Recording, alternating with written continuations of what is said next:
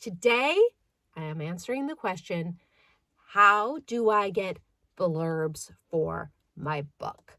Now, by the end of this video, you are going to know 3 of my best secrets for getting blurbs because it is more complicated than you might think. Now, first I should clarify, the word blurb, somehow people have morphed this word, and when a lot of independent publishers are talking about blurbs, when they say blurb, they mean like the book description. A blurb is an endorsement. It is one of those nice little or long quotes from luminaries that you see on the cover, on the back cover, on Amazon, that you see all over the place. They are also one of the most misunderstood book marketing tactics. Now, I'm going to tell you something that may blow your mind, and that is that blurbs don't matter. They don't matter.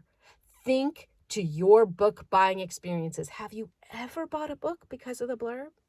Like, oh, holy shit, yeah?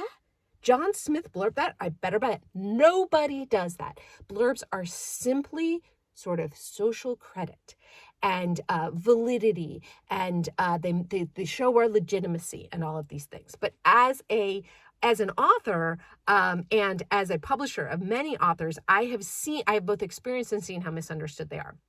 What happens is an author gets really excited about their book. If you're an author, you feel me. You think everybody is really excited about your book.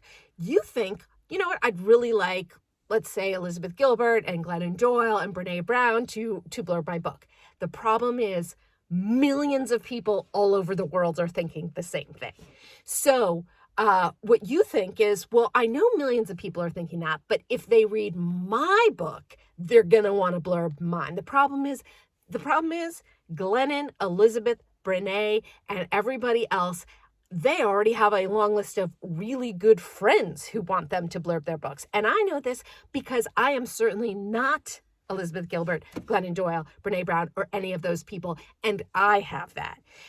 So I didn't understand this. In the beginning, on my first book, Party Girl, I just sort of sent out, well, I didn't know. I just thought you just ask hundreds and hundreds of people. So I asked everyone I knew, which was mistake number 1 because I couldn't use all of them. So now I've had somebody do me this enormous favor of reading my book, and I'm not even using what they did. Now, here's one thing that happened to me that was a very lucky break. I see this guy, Jerry Stahl, who is like the person who made me want to be a writer. And I basically, embarrass myself. And I'm like, you're Jerry Stahl. Oh my God, you made me want to be a writer. I have my first book coming out in 8 months or whatever. And he very generously said to me something I never say to anybody. He said, would you like me to blurb your book? And I was blown away. It turns out Jerry Stahl is the most generous. There could be a club for people whose Jerry Stahl blurbed our first books. But he wrote me the nicest blurb. And then, because I had this incredibly generous, nice blurb from somebody that was very well respected, I then went and sent that around. And I remember I sent it to Dr. Drew, who I'm now friends with, but I barely knew at the time. And he said, oh my God, after reading that blurb, I have to read this book.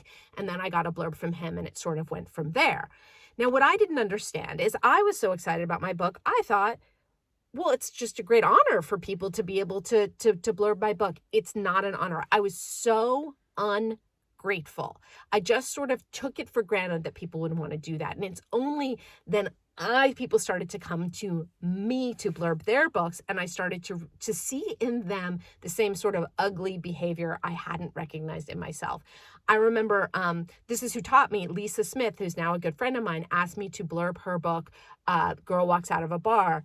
I blurb it. She sends me the book. She sends me a gift certificate to get a massage, all of these things. And I realized then this is a really big deal. So if you ask anybody to blurb your book, make sure you express your gratitude. You don't have to get them a massage, but that was really, really nice. It was outdoors at the W Hotel back when we could all go outside. Oh, it was lovely. Thank you, Lisa. But my point is this. I get emails all the time from people who have clearly not read my books, but who believe they're very excited about their book, and they believe that I should be very honored to blurb them. Now, if you are going to send a blurb request to someone you do not know, do know that your chances are not great. But there are ways you can go about this that are super, super effective and super, super ineffective. If you go and get the show notes, I will actually put in there my ineffective and effective blurb requests. I actually have these written out. By the way, you can grab the show notes at launchpadpub.com/blog/blurbs. But basically, if you are going to go to someone, make sure you've read their books and make sure you are being very, very clear about why they are the perfect person to blurb your book and how much it would mean to you to do that, to have a blurb from them. You can also offer, this is something that happens increasingly. Back 10 years ago, I heard about this and I was like, oh, people do that. You could say to somebody who's extremely busy, hey, I know you're really, really busy. You don't have to read the whole thing. And in fact, if you'd like, I could write something, run it by you, and if you approve it, then we can use it as a blurb. Some people may be incredibly violated and offended by that. I know that I have both done that and had people do that to me, and I am completely fine with that. With some of the books that we've done, we've gotten, huge celebrities. We got Magic Johnson to blurb a book. He didn't even have time to sit down and write it. So you could interview somebody and get the blurb over the phone.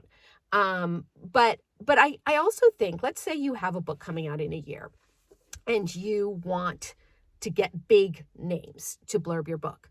You can sort of strategically befriend people online. Now, I'm not talking about Glennon Doyle. I'm not talking about Tim Ferriss. I'm talking about like the tier down from the tier down from the tier down, like me kind of level.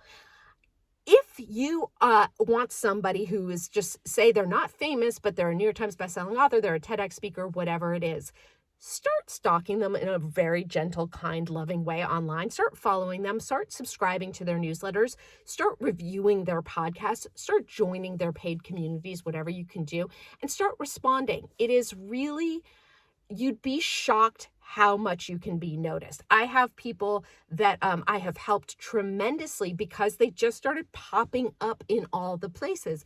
And I have had people who have helped me tremendously because I started popping up on their places and commenting and all of these things.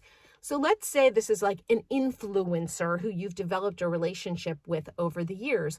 When you have a book coming out, you can just tell them. You can say, I would love to send you a copy of this. If it resonates with you, I would love it if you could write a blurb for it. No worries. I know how busy you are, blah, de blah, all the things. But let's say you're like, okay, fine. I don't have the time to do that.